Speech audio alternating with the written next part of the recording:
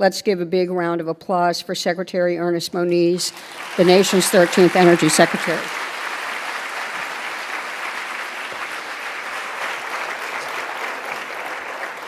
Well, thanks, Melanie. But I'll come back and mention a few things that you've done as well. But first, let me thank Stanford for hosting this, and Sally, I know, has played a big role, and also my good friends here. Again, George Schultz has been an incredible friend and advisor across a broad set of issues, and as you all know, that includes clean energy, in which he's been a major player and a major supporter of innovation, which is one of the major themes this week here in California. Steve Chu, Secretary Chu, I don't know where he is now. Now he's back there. I'll come back to some of the things with Steve and C3E. In fact, what I really want to do is to give a little bit of the history. I don't know if you've already done it, but whatever the case, I'll give my version of the facts. But really, Steve Chu and Dave Sandelow, I think, really are the ones who drove the creation of the Clean Energy Ministerial First, announced at Copenhagen in 2009, and then Christina Johnson, who was the undersecretary. At least my understanding of the history is that that first SEM meeting in 2010 had 5 women ministers in attendance, which I believe remains the record. And I think they came together, and one way or another, basically the C3E idea got established. And then in Abu Dhabi, in SEM 2, was a panel that I think is where things really took off. Melanie was part of that panel.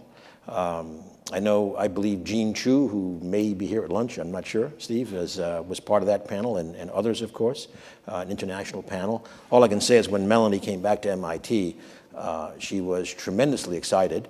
And then we approached Department of Energy. Again, Steve and Dave Sandelow, very supportive. Others, Caroline McGregor, who's, I believe, here.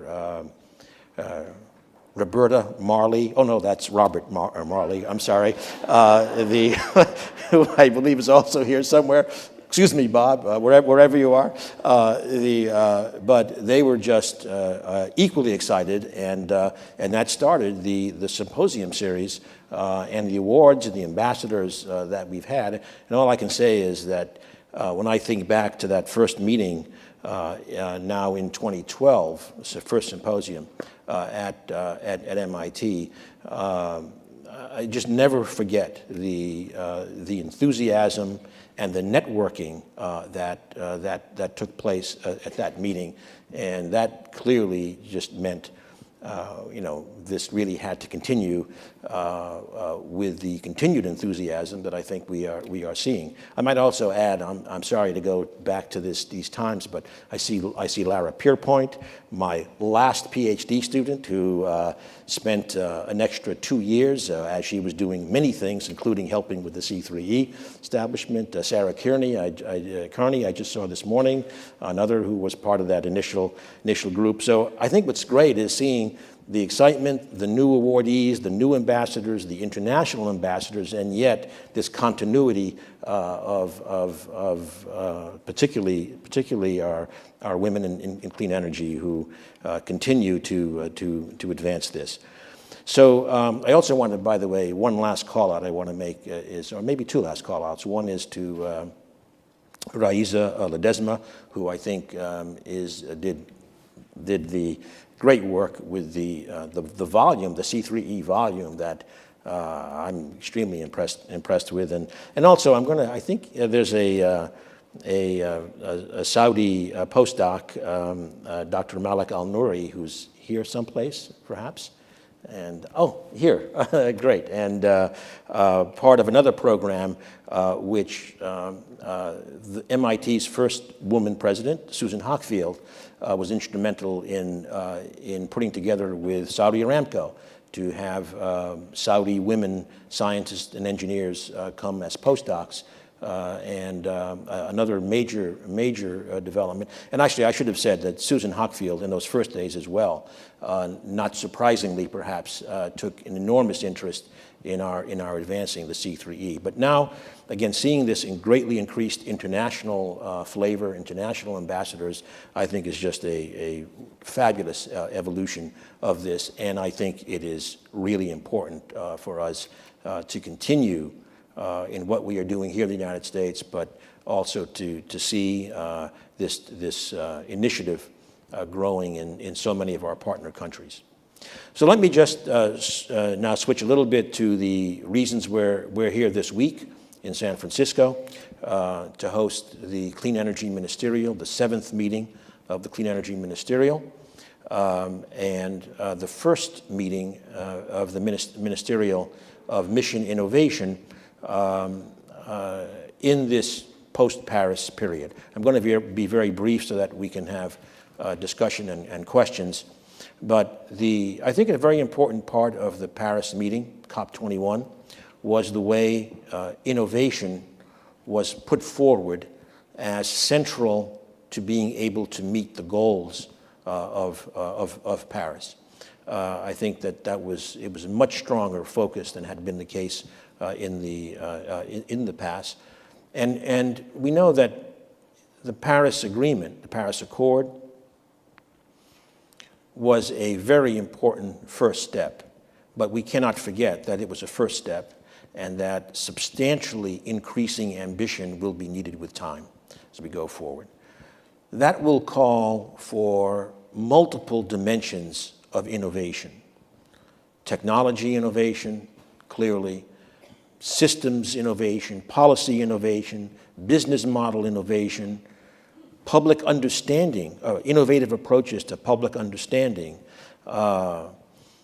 innovative approaches to bringing energy services to the, unfortunately, too many underserved throughout the world. Innovation in bringing new energy services in developed economies. As the technology evolves, as business models evolve, how will new services be generated? Innovation in providing resilience in our energy system along with low carbon. So all of these are critical, and I want to emphasize that means that just about every discipline that is pursued has a critical role to play, an important role to play in the clean energy transformation. I do have a particularly soft spot for clean energy technology innovation and the cost reduction that will stem from it because the progress in that dimension will just makes innovation in all the other dimensions much easier. So certainly technology innovation is critical, and we've come here to the Bay Area for the 7th meeting of SEM, the first meeting of Mission Innovation, which is the countries dedicated to doubling energy R&D over the next 5 years, because clearly this is an area known for innovation, known for translating innovation into household names. Google would be a neighbor here, for example, that would exemplify that. Now we need to convert clean energy into innovation, into transformation. And that fundamentally is the job of C3E, of Clean Energy Ministerial, and of Mission Innovation. And so I'm looking forward to getting a lot of additional momentum this week in pursuing this.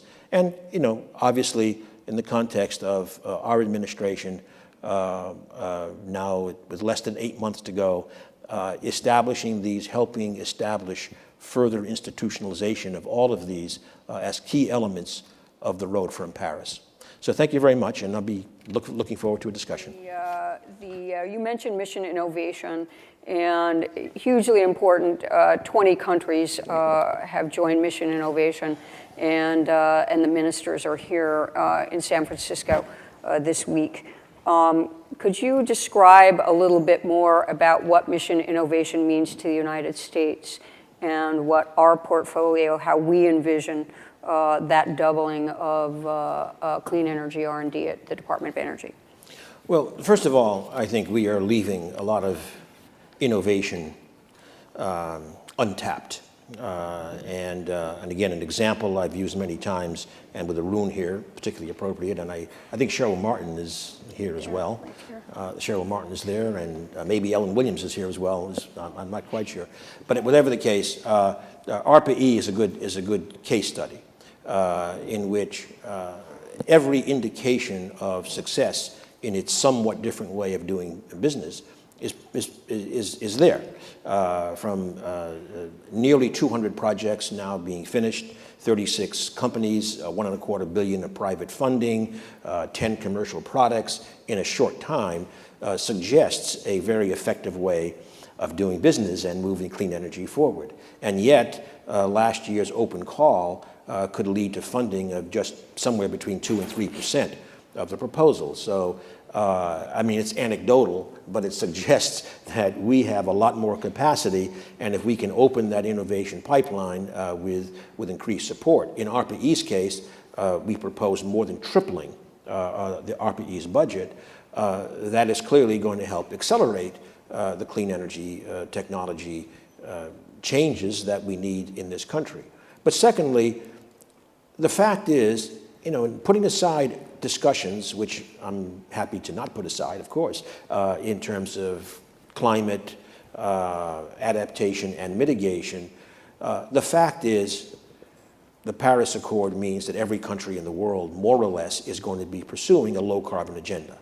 And that means even more rapid development of multi-trillion-dollar markets globally to meet our economic, environmental, and security goals. And frankly, we and all the other countries in mission innovation, by doubling down on our R&D, we want to get a good place at the table for helping provide those technologies and those services globally. So it's also an economic imperative, and you know, frankly, if we end up making the choice of not doing this, our friends and partners will not. So I think we need to have a good friendly competition as well in this arena to get this clean energy transformation globally.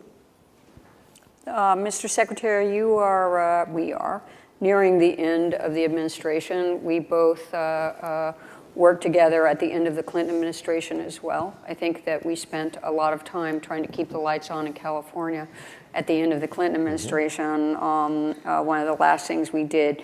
Could you articulate for people here what you think the most significant accomplishments have been in the last 3 years and what your priorities are between now and January 20th? Well, first of all, I think one of the priorities is to really, again, give a good, strong push for the Clean Energy Ministerial, and perhaps even more so because it's new, the mission innovation direction. That includes working with Congress. And I have to say that, look, we all know that this is it's a tough year in terms of total budgets because of the flat budgets.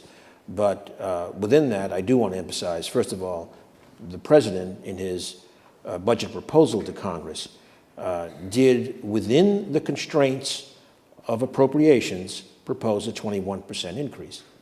Obviously, the track towards doubling. I don't think anybody at this stage expects we are going to see that kind of an increase this year. However, I remain optimistic because, first of all, new things are always hard to get through the Congress, frankly, in the first shot. One might say, particularly if that happens to be an election year. But the reality is we have seen very, very strong bipartisan and bicameral support for the innovation agenda. If we look at the Senate, just in the last month, the Senate Energy Bill and the Senate Energy Appropriations Bill both specifically called out this innovation agenda, I might say, in a very positive way. So I think the groundwork has been laid. And then if I take ARPA-E as our example, the fact is in both the Senate and House floor debates, there was bipartisan support to raise the appropriation to $325 million from $290, and that was, again, a bipartisan effort in both chambers after the bills had left committee where they had to juggle various things. So I think there's a lot of good signs. Now, clearly, the next administration is going to have to keep up this pressure and this work with Congress to move forward the innovation agenda. So anyway, that's one of the major issues. I'll mention another one, which is, I think, connected to this and in which your office plays a particularly important role, the Quadrennial Energy Review. The Quadrennial Energy Review has been, I think, a new way of approaching the development of government-wide energy policy. It's proved very effective in opening up a constructive dialogue, again with Congress, bipartisan. It's had 14 recommendations already put into law, and more are waiting if the next energy bill gets through. So advancing that is important. But in particular, if I look at all of the credible scenarios to meet our deep decarbonization aspirations or goals for, say, mid-century and beyond, they always have two common elements. One is strong progress on the demand side, energy efficiency, and second is of all the sectors, the most rapid decarbonization in the electricity sector.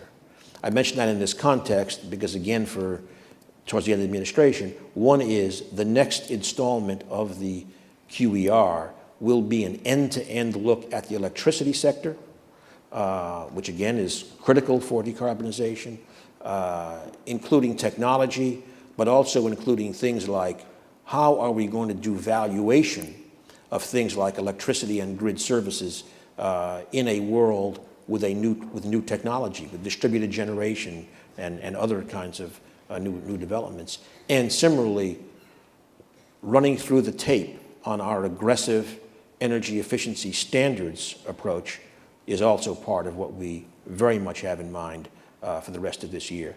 So again, those are two strategically chosen areas because of their role in decarbonization. Great. I think we have just a few minutes left. Love to take some questions from the audience. I think that there are microphones out and about. Are there any questions? Marilyn? I was just there last week. The QER, you're doing background papers now, and I know that for the first time I've seen an expanded section on environmental equity. In the discussion about the role of women in science and technology here, we mostly talk about the need, all hands on deck, we've got to have all the creative juices flowing in order to tackle this big problem. But there is also an equity issue. I'm wondering, are you going to attempt to in any way characterize the role of women in the workforce and the implications of alternative future scenarios in terms of what they might play out for the role of women as either beneficiaries or paying the price for what might be coming ahead? Have you thought about that? We are now. Yes, actually. Marilyn, I'll be honest, I hadn't thought about that in the QER context. We are doing that in other contexts, but I think that, seriously, that's worth a discussion. But more generally, I might say as you know, we have emphasized strongly both the women in clean energy, and I might just add minorities in energy as well. Indeed, for those who, it might be an interesting anecdote. Sorry, this is a little bit deviating from your question, but I was at a hearing in the House, and hearings are not usually associated with tangible progress in real time. But in this case, it was because Congressman Rush asked about minorities in energy, And in my answer, I pointed out the Women in Clean Energy program, and I said, you know, why don't we do something like this for minorities in energy? And so it was born, and this remains very important. The other thing that we're doing, and I do want to follow up on that, on your question for the QER, but the other thing I just want to add is that we brought in some excellent people from labor, jobs, et cetera, including the first executive director of the Blue-Green Alliance, Dave Foster. And we have worked extensively to try to understand better the jobs, employment structure in the energy industry, because frankly, what's available has been rather thin. Certainly, things like government statistics do not reflect what we would call energy jobs. That's just not part of the category. So we're trying to work to understand the situation, and then I think that will feed into the idea of how we get, frankly, a more appropriately sourced set of human talent. Great, thank you. One more question, Kateri? Hi, Mr. Secretary. Thank you for coming today. We really appreciate this. It's fascinating and very exciting times. I wonder on the mission innovation side, and you've talked a lot about what governments are doing, the other side of that is the private sector breakthrough coalition. And I know that you can't be intertwined because it's government, but how are you approaching that private sector commitment to investment, and how are you making sure that that goes forward, or are they making sure that that goes forward, even if governments are struggling on getting as much as quickly as they want? Well, first of all, maybe not everyone may be fully familiar, so just 30 seconds of background. So when the Mission Innovation 20-country coalition was announced on the first day of COP21, simultaneously a Bill Gates-led group of 28 investors from 10 countries called the Breakthrough Energy Coalition was announced. And the idea is that the governments are, with the increased investment, will provide more investable opportunities, if you like, for a set of investors who are prepared to combine several characteristics.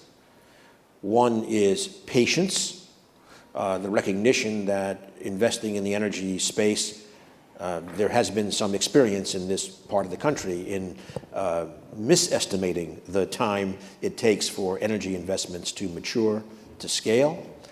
Secondly, to make the investments with considerable risk tolerance. And third, to be prepared for the most promising technologies, at least, to use the rather impressive resources of this group to make the big capital investments, if you like, to go end to end into scaling in the marketplace. So announcing these at the same time was very, very critical. But as Kateri said, those investors, however, at least for us, I won't speak for all of our other partners, but for us, they cannot have privileged access to information. It's got to be open to all investors. So what is the relationship? Well, first of all, tomorrow we will be discussing that with them. But I'll give you an example.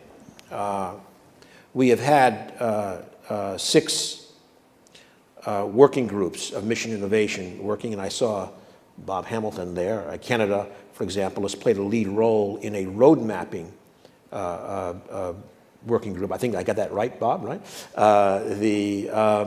And the idea is that how can the countries, and potentially the countries and private sector, work together, not in reinventing wheels, but in pulling information together on specific technology road mapping that can lead to transformational research and transformational investments. So that's an example of what we are still working out. But I want to make it very clear. You know, we've had 6 working groups coming together. We hope to now really establish the enabling framework for MI this week. Okay, because now, you know, we're at the beginning. The same will be true with the investors, Bill Gates and several others, reporting on where they stand in terms of developing their investment vehicles to reflect the common commitments that we made. So thank you all, and let's thank the Secretary for his remarks. Thank you all. Thank you. Thank you.